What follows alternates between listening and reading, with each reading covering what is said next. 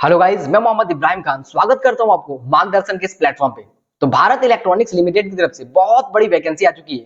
229 post का ये vacancy है। तो आइए जानते हैं इस वीडियो में कि किस पोस्ट के लिए वैकेंसी आई हुई है, क्या आप एलिजिबल है या फिर नहीं है, और अगर आप एलिजिबल है तो इसके लिए आप कैसे करके अप्लाई कर सकते हैं। सारे प्रोसेस को जानेंगे इस वीडियो में स्टेप बाय स्टेप।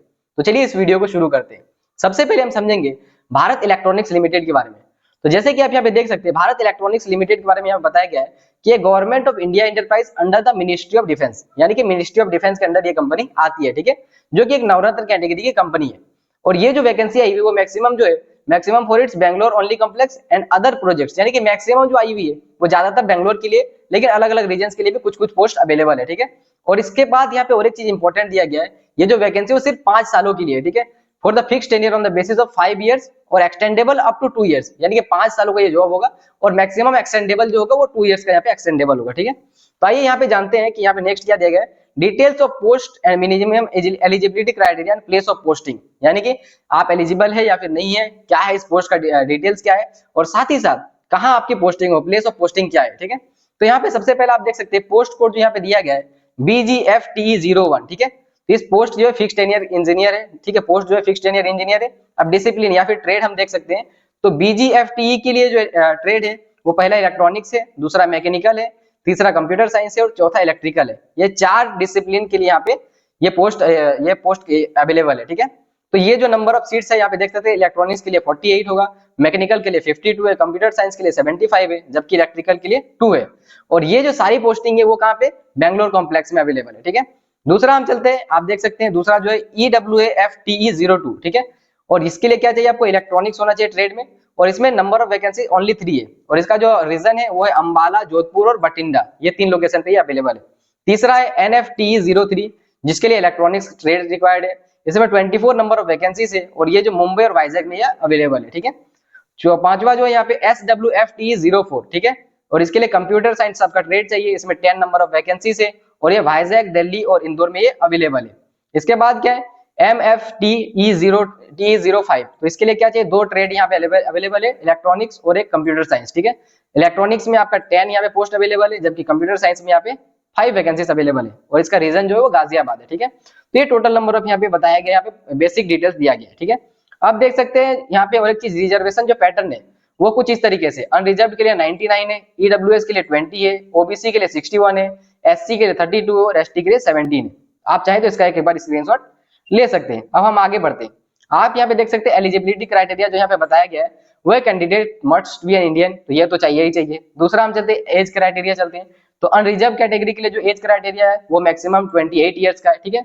अब रिलैक्सेशन अगर आप देखने जाए तो रिलैक्सेशन ओबीसी के लिए जो दिया गया है वो 3 इयर्स दिया गया है, वहीं एससी एंड एसटी के लिए 5 इयर्स दिया गया है, वहीं फिर पीडब्ल्यूबीडी के लिए 10 इयर्स का यहाँ पे रिलैक्सेशन दिया गया है, ठीक है। अब हम वीडियो में आगे चलते हैं, अब एजुकेशनल क्वालिफिकेशन के बारे में देखते हैं। तो एजुकेशनल क्वालिफिकेशन जो दिया गया है वो यहाँ पे देख सकते हैं, BE, BTech, BSc engineering 4 year course, यानी कि 4 ईयर आपका कोर्स होना चाहिए फ्रॉम अ रिकॉग्नाइज्ड इंस्टीट्यूट। और जो आपके ब्रांचेस होने चाहिए वो इलेक्ट्रॉनिक्स हो सकते हैं, मैकेनिकल हो सकते हैं, कंप्यूटर साइंस हो सकते हैं, या फिर इलेक्ट्रिकल इंजीनियरिंग, ये 4 ब्रांचेस के लिए चीज अवेलेबल है, ठीक है। अब यहाँ पे एक चीज देख सकते हैं, यहाँ पे क्या बताएगा, the discipline and subject defined by the engineer post mentioned as following. तो अगर आप चाहें तो इसके लिए आप एक बार स्क्रीनशॉट ले सकते हैं, ठीक है। ये सारे डिसिप्लिन के लिए अलग अलग सब्जेक्ट में यहाँ पे अवेलेबल है, ठीक है। तो इसका आप एक बार स्क्रीनशॉट ले लीजिए। अब हम आगे चलते हैं, यहाँ पे दिया हुआ है प्लेस ऑफ पोस्टिंग, जो कि मैंने आपको ऑलरेडी बता दिया है। जैसे यहाँ पे दिया गया है BGFTE01 के लिए बैंगलोर कॉम्प्लेक्स है, जबकि EWFTE02 के लिए अंबाला, जोधपुर और बठिंडा है, NSFTE03 के लिए मुंबई और वाइजैक है, SWFTE04 के लिए वाइजैक, दिल्ली और इंदौर है, जबकि MCFTE05 के लिए गाजियाबाद है, ठीक है। ये सारा चीज यहाँ पे दिया गया है। अब देखते हैं मेथड ऑफ सिलेक्शन, जो कि बहुत इंपॉर्टेंट है, मेथड ऑफ सिलेक्शन समझना। तो सबसे पहले यहाँ पे क्या दिया गया, ए नंबर पे, the candidate meeting the qualifying criteria and those who online application have been accepted will be provisionally shortlisted for the computer based test to be held at Bangalore only, ठीक है। यानी कि अगर आप यहाँ पे एलिजिबल है, आपने अप्लाई किया तो आपका नाम शॉर्टलिस्ट किया जाएगा, और साथ ही साथ इसमें सबसे पहला जो प्रोसेस होगा वो होगा कंप्यूटर बेस्ड आपका टेस्ट होगा, जो कि बैंगलोर में होगा। आप इस बात का बिल्कुल ध्यान रखिएगा, टेस्ट आपका बैंगलोर में होगा, कंप्यूटर बेस्ड पहला टेस्ट होगा। दूसरा चीज क्या है, based on the performance in the computer based test candidates will be provisionally shortlisted for the interview to be held at Bangalore। यानी कि अगर आप कंप्यूटर बेस्ड टेस्ट पे अगर पास हो जाते हैं, आपका मार्क्स आता है, तो फिर आपको क्या है ना, बैंगलोर में ही इंटरव्यू के लिए आपको शॉर्टलिस्ट किया जाएगा। उसके बाद यहाँ पे तीसरा चीज क्या है, selection will be based on the performance of the candidate in both computer based test and interview.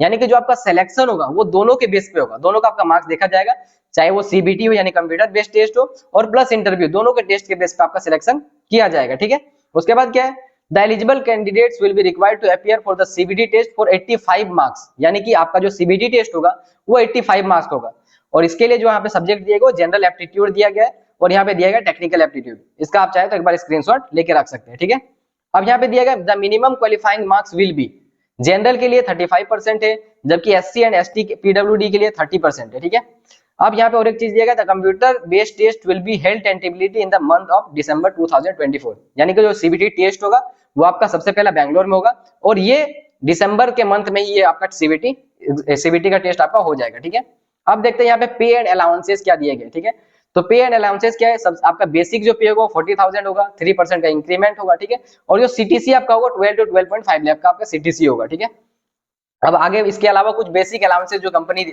Allow करती है वो क्या है, जैसे डियरनेस अलाउंस हो गए, हाउस रेंट अलाउंस हो गया, कन्वीनियंस अलाउंस हो गया, perquisite at the rate 35% on annual basis, और भी बाकी सारे जो भी बेसिक आपके अलाउंसेस होते हैं वो सारे आपको यहाँ पे दिए जाएंगे।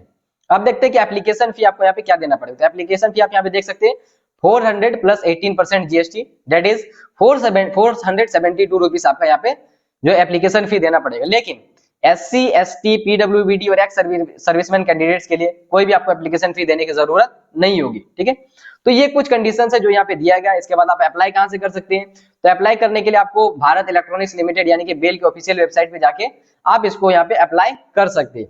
तो ये कुछ चीजें जो यहाँ पे भारत इलेक्ट्रॉनिक्स लिमिटेड की तरफ से ये यहाँ पे इंफॉर्मेशन दी गई है। तो अगर आपको इन्फॉर्मेशन अच्छी लगी हो, अगर आपको लगता है कि आप इसके लिए एलिजिबल है, तो डेफिनेटली आप इसके लिए अप्लाई करें और एग्जाम की आप तैयारी, इंटरव्यू की आप तैयारी शुरू कर दें। ठीक है, वीडियो इन्फॉर्मेटिव लगी हो तो वीडियो को लाइक करें और चैनल को सब्सक्राइब करें। धन्यवाद।